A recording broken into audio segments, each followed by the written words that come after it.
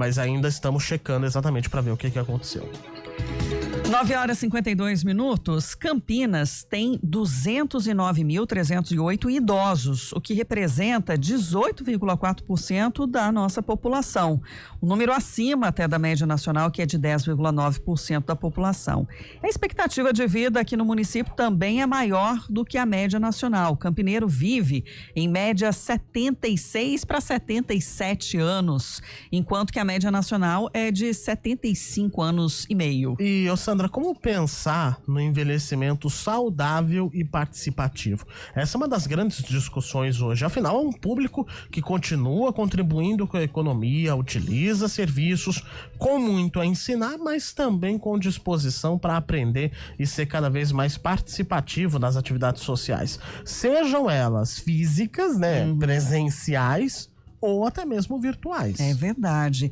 E em Campinas tem um centro de envelhecimento e longevidade da PUC Campinas que promove o envelhecimento ativo. E é sobre isso que a gente conversa com a professora doutora de gerontologia, a Mariana Reis Santimaria, que é responsável pelo Vitalicitar, é isso?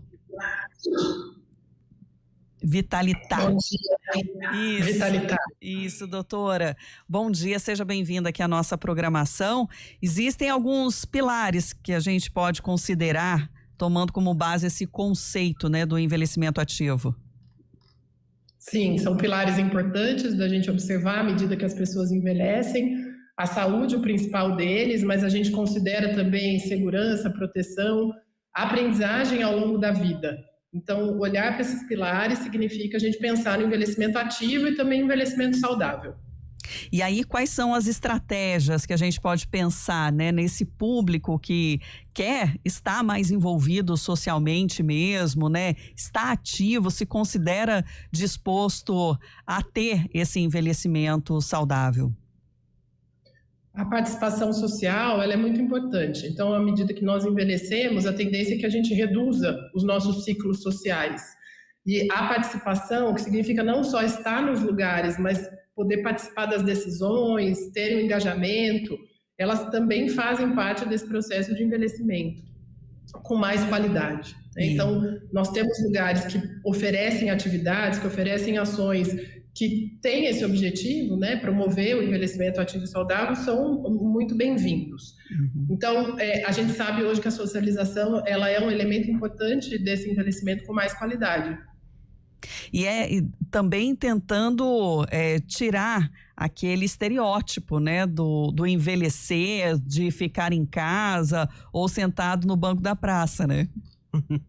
Exatamente. O período em que as pessoas hoje vivem o envelhecimento, né, estão na fase da velhice, ele se estendeu. Como vocês disseram no início, a nossa expectativa de vida ela vem aumentando ao longo dos anos, e como esse período estendido, as pessoas estão chegando também com uma condição melhor, com novas possibilidades nessa fase da vida.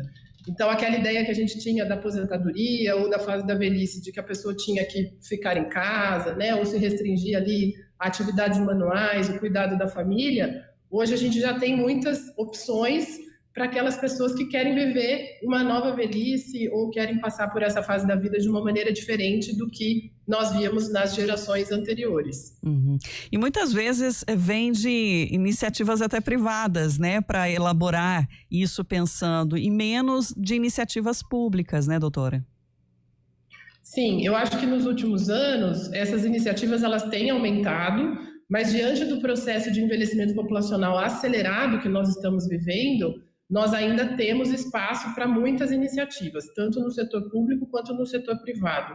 Então, a ideia é que daqui para frente, a partir desse cenário demográfico e social fortemente impactado, né, pelo envelhecimento populacional, a gente tenha realmente uma oferta muito maior de serviços e de locais que ofereçam atividades para essa população. Sim, nós inclusive recebemos a participação aqui do nosso ouvinte que diz que ele está com 70 anos e bem ativo, faz práticas de atividades físicas, corre, é um exemplo, né, de pessoas que querem realmente chegar numa fase em que talvez não dependa tanto da questão do trabalho em si, mas ter disposição para outras iniciativas, né? Exatamente. Quando as pessoas deixam de trabalhar ou porque, né, decidiram parar de trabalhar ou então porque se aposentaram, a gente ter outras atividades que essa pessoa possa realizar, opções de atividades, né, que ela possa realizar, é muito importante. O que vale destacar aqui é que sempre devemos considerar a preferência. Então, hoje a gente sabe que existem algumas atividades que são mais recomendadas, mas a gente vai priorizar também atividades que a pessoa goste, que ela tenha um envolvimento e que ela consiga fazer a maior parte do tempo. Porque às vezes a gente tem essa ideia, né, de que precisa fazer uma atividade específica, porque aquilo é recomendado, mas eu não consigo sustentar aquilo durante muito tempo porque eu não me identifico com aquela atividade. Então, isso é importante, tanto para a prática de exercício físico, como o ouvinte mencionou, quanto para as atividades sociais que vão estar dentro desse grupo de atividades que favorecem o envolvimento social. Você sabe que isso tem muito a ver com o que nós comentamos hoje aqui no Bem-Estar em Movimento com o Eduardo Hauen, no Jornal da CBN, logo ali por volta de 6h20 da manhã, falando que muita gente tem esse preconceito de pensar assim, exercício físico é igual academia. E não é assim, né, doutor? Exercício físico não é necessariamente academia. Academia é um jeito, mas não é o único. Exatamente.